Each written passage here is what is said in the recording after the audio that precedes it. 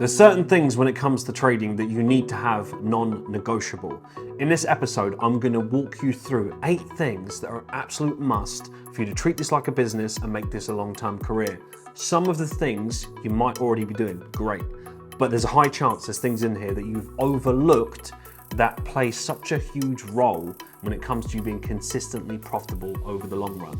You're going to take a lot of value away from this. Make sure you've got a pen and paper and jot these things down. So let's go through them one by one. I've got the non-negotiables right here in front of me. So weekly ASR. On a weekly basis, you should have a set time. This is the important part. ASR stands for Advanced Self-Review. This is when you're reviewing your trades, your missed trades, wins, losses, break-evens. And remember, break-even is not a bad thing. Most people see break-even as this negative experience. Remember, you're consistent at your level. So if you're minus 5% a month on average, well, you're consistently at minus 5. If you're at minus 2, minus 1 near break-even, you're still consistent at that level. So consistency is everywhere. You just need to make sure you're not, plus 10%, then minus 5. That's a whole different ball game. But understand, most traders are down minus 10, minus 15% per month. So break even, you're literally 1 or 2 decisions away from getting to the next level. But your weekly ASR, dedicate a time. Don't just say, I'm gonna do it on the weekend. Actually prioritize every Saturday morning or every Friday night. Pick a time and stick to it. And before we get further into this episode, if you're someone who wants to make sure that you're up to date with the financial markets, make sure you're subscribed to our free weekly newsletter, The Market Brief. You're gonna have access to it every single Monday. It takes a few minutes to read, and you're always gonna be ahead of the curve. Your monthly check-in. This is what you should be looking at your results every single month. Where did you finish up? How did you perform? Technically, results-based, and emotionally. So how did all of that perform? But there's no judgment. What I mean by that, which moves me on to the next part, is your quarterly results. You can have just a really average month, and it could just be you missed a few trades, you happen to take the trades that were losses just out of probabilities, there's nothing you could do about it, and then you missed out on a few positions that would have banked you maybe 4 or 5%. But you've still done what you need to do. Some things are without of your control. If you was to judge yourself on that metric, you'd think that you've done everything wrong, but the reality is you just missed positions. You're human at the end of the day. It's gonna happen to the most competent traders. But a quarter, if you're missing trades over the whole quarter and you're still finishing on the minus, well, there's probably things that you need to do. So check in with yourself monthly, judge yourself quarterly. Now onto routines. You should have a daily routine. You also need to have the morning part and the evening part. I don't think most people consider the evening part. You probably have some form of routine when it comes to when you check the charts, your morning forecasting, your markups, whatever you're doing, that's all well and good. Where most people neglect it is the evening. You should have a time that you wind down so that you know from 7 p.m. onwards, 8 p.m. onwards, this is what you do. These are the protocols essentially that set you up for the next day. Plan your day the night before. It's going to prepare you more than most of the population. Accountability is absolutely essential. The best way you can do it, of course, is for yourself. However, if you want that extra push, this is where community comes into play. I have seen people that, they hold themselves accountable to a degree, but they hit a completely new level when they've got a group around them, they've got good people around them that are pushing them and they're seeing other people strive. This is why within Falcon, we see people that tick off their funded accounts, they get to the next level, they hit their first 6 figures, etc. It pushes people more to think, right, they've got the same resources as me. I now need to crack on with it and move forward. So that sense of accountability can come in all shapes or forms. Sometimes we have people that jump on with 2 or 3 people on a regular basis within the community every single week. That's a way for them to say, right, how did I perform this week? They hold themselves accountable in different ways. So accountability is going to push you much further. Intentional learning. This is going to save you a whole bunch of time. You need to be intentional with how you're getting to the next level. Don't be the trader that only logs their winning trades, or they log the losses that they're happy to log as a loss versus the mistakes they make. You have to log everything. You have to get comfortable with that, and you just need to face it. If you're more intentional with your learning, Whether it be learning from your losses or the actual material and content that you're learning, you're going to progress at a much higher pace. And how you do that is by asking good questions. The better questions that you ask, the more quality answers that you're going to get. So if you actually study the material, so when you're sitting down, I'll give you an example. If you're going to sit down and watch 30 minutes of content, don't just watch it for the sake of, I feel like I'm doing something good, that gives you a bit of dopamine, you tick it off and you feel like you're progressing. And really, you're just coasting. You've got to look at it and go, right, if I'm going to study this trade recap, what am I looking to get out of it? Let's say you're studying one of mine.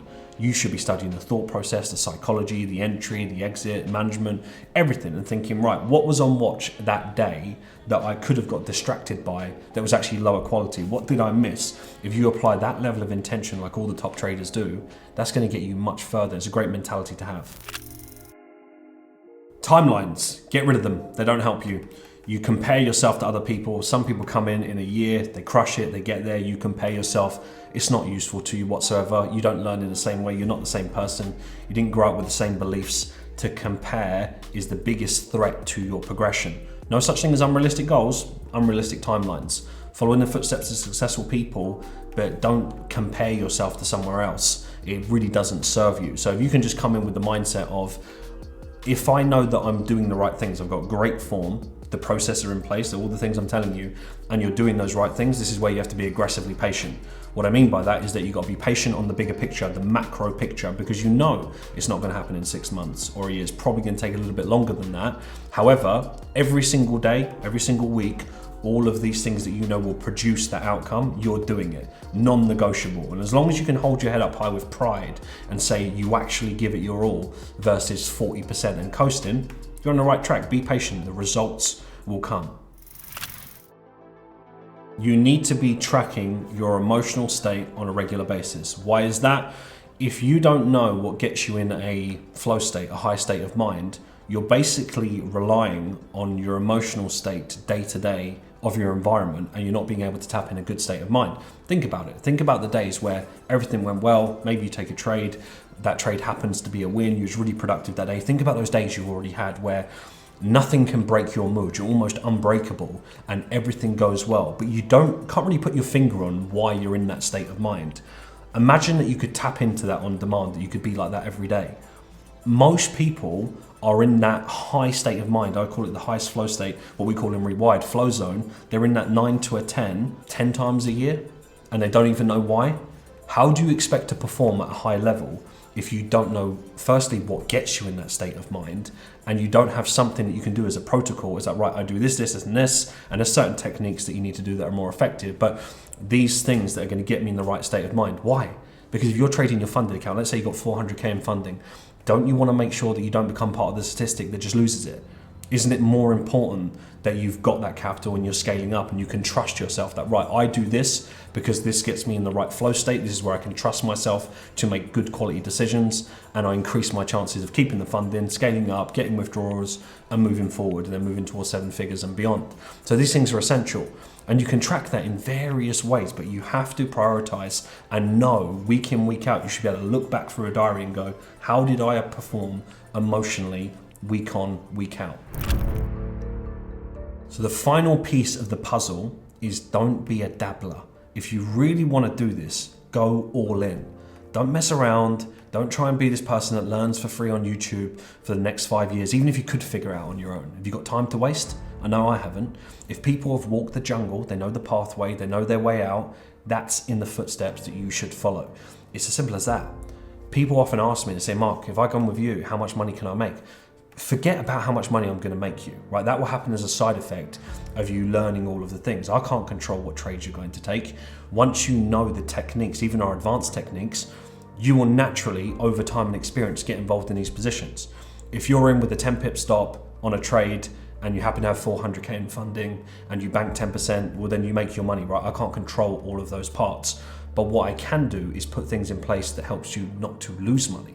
So don't think about how much money I can make you. Think about how much money am I going to stop you losing? How much time am I going to save you? How much money would you have just lost and blown if you didn't have the things that I put in place to help you do that? For example, Rewired. I would argue so many stories of people that usually would have lost funding have used the techniques to keep their capital and not lose their funded account, then made a withdrawal for 10K. They've made a very small investment, a drop in the ocean, that is now giving them the right framework to succeed. How valuable is that to you then? See, you don't appreciate these things only when you're in a situation where you have to be composed. So again, all of the things I've mentioned in this video, that I put my money where my mouth is. At 18-year-old, I invested all my savings, I went all in. You got to ask yourself, are you just being a dabbler and then you're scared to invest £200-300 a month into something that's going to provide you a skill to never work for anyone ever again, and you're questioning that? However, I bet you if you look through your bank statements, you've got really poor habits, you're really wasteful with your capital, and on one hand you say you're really serious about it. So it's really important that you don't fall into that trap. Don't compare yourself to anybody else. I hope you took a lot of value away from this episode. I've thoroughly enjoyed filming it. Bearing in mind it was over 15 years ago when I very first started, but there's some key things in here. If you really take it serious, you can get ahead faster and more efficiently.